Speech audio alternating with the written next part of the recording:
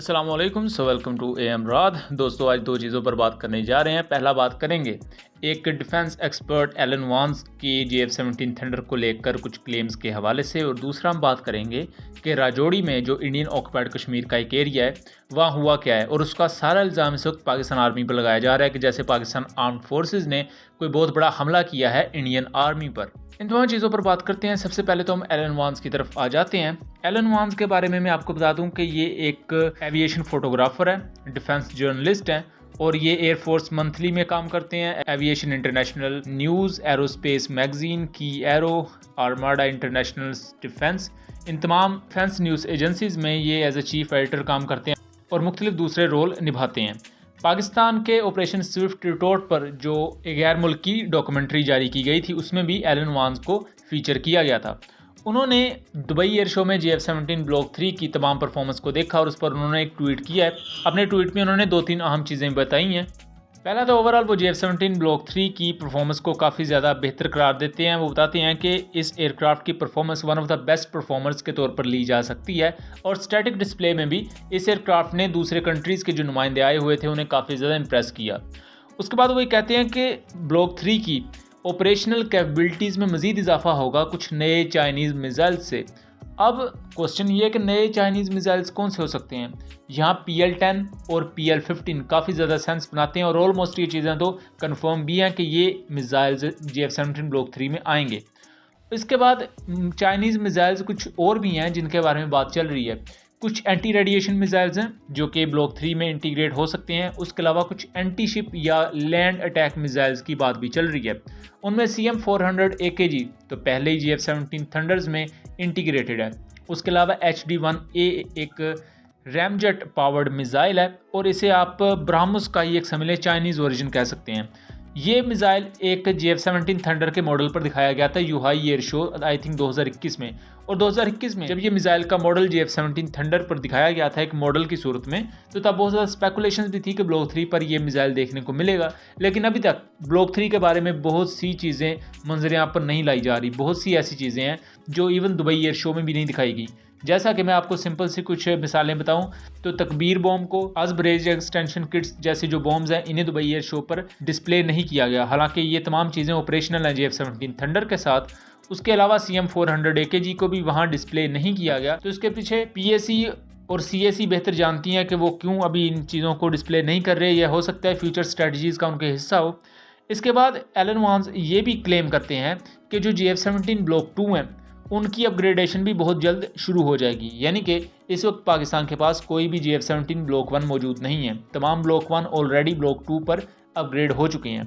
पाकिस्तान के पास 100 से भी ज़्यादा ब्लॉक 2 एयरक्राफ्ट मौजूद हैं जो कि ब्लॉक 1 की निस्बत काफ़ी ज़्यादा बेहतर कैपेबिलिटीज़ के साथ आते हैं। इवन हम उनकी इलेक्ट्रॉनिक वॉरफेयर सिस्टम्स की बात कर लें, या उसके अलावा उनकी BVR डोमेन में जो कैपेबिलिटीज़ या काबिलियत है उसकी बात कर लें। और अब कहा जा रहा है कि ब्लॉक 2 की अपग्रेडेशन भी बहुत जल्द शुरू हो जाएगी। उम्मीद यही है कि 1.5 से 2 साल के अंदर अंदर ब्लॉक 2 की अपग्रेडेशन शुरू हो जाएगी, और जितने भी ब्लॉक 2 हैं इनमें आईसा रेडार और जहाँ तक भी मुमकिन हो सका JF-17 ब्लॉक 3 की वो तमाम फीचर्स को ऐड किया जाएगा। और इसी दौरान मुमकिन भी है कि हमें इंजन की तब्दीली भी नजर आए। हो सकता है हमें चाइनीज़ WS-19 या WS-13 जैसा यह इंजन देखने को मिले, खासतौर पर WS-13E, क्योंकि WS-13 सादा इंजन इससे पहले JF-17 में नस्ब किया गया था, लेकिन उसकी पावर भी RD-93 इंजन जितनी ही है। सो इसलिए बेहतर यही होगा कि पाकिस्तान अगर मुस्तकबिल में इंजन की तब्दीली की तरफ जाएगी तो वो एक अपग्रेडेड इंजन होगा, ना कि वही पुराना WS-13। दोस्तों, दूसरा बात कर लेते हैं राजौरी की। 23 नवंबर का दिन इंडियन आर्मी के लिए कोई अच्छा साबित नहीं हुआ। राजौरी में जो कश्मीरी फाइटर्स की एक मूवमेंट है वो हमला करती है इंडियन आर्मी पर, और इसमें इंडियन आर्मी की जो खासतौर पर 9 पारा SF है, जो स्पेशल फोर्सेज है इंडिया की, उन्हें नुकसान पहुंचाया जाता है। उनके 2 ऑफिसर्स मारे जाते हैं जिनमें एटलीस्ट एक ब्रिगेडियर और उसके अलावा एक कैप्टन था, और टोटल 5 से लेकर 7 9 पारा SF के सोल्जर्स अपनी जान गंवा देते हैं।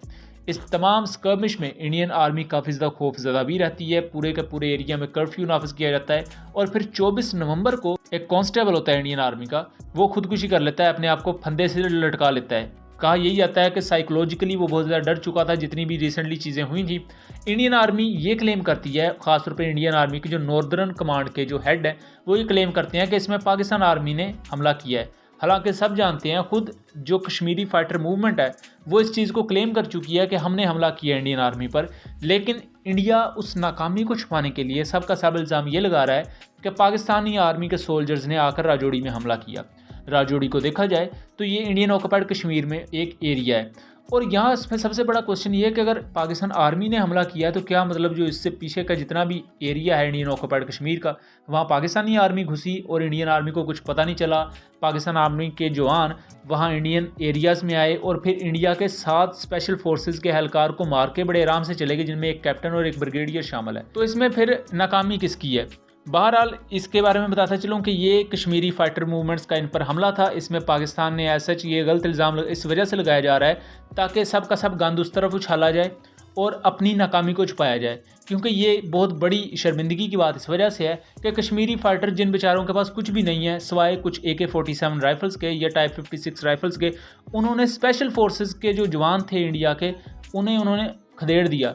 और उसका इल्ज़ाम पाकिस्तान पर लगाने का ये फ़ायदा हो जाएगा कि ये तो एक किस्म का मैच हो जाएगा ना कि पाकिस्तान आर्मी भी बड़ी वेल ट्रेंड है और हमारे सोल्जर्स तो चले वेल ट्रेंड थे तो उनको उन्होंने हरा दिया और ये वो। लेकिन अगर ये इंडिया खुद माने कि कश्मीरी फाइटर्स ने हमारे सोल्जर्स को इस तरह नुकसान पहुंचाया तो ये और ज़्यादा शर्मिंदगी की बात होगी। बहरहाल इस पूरे सिनेरियो को हम कवर करेंगे बहुत जल्द अपने सेकंड चैनल कॉन्फ्लिक्ट कार्ड पर। उस चैनल को ज़रूर सब्सक्राइब कर लीजिएगा, उसका लिंक डिस्क्रिप्शन में दिया होगा और हम रिप्लाइज में भी पिन कर देंगे। सो उम्मीद करता हूँ चीज़ें क्लियर रही होंगी। मिलेंगे अगली वीडियो में, तब तक के लिए अल्लाह हाफिज़।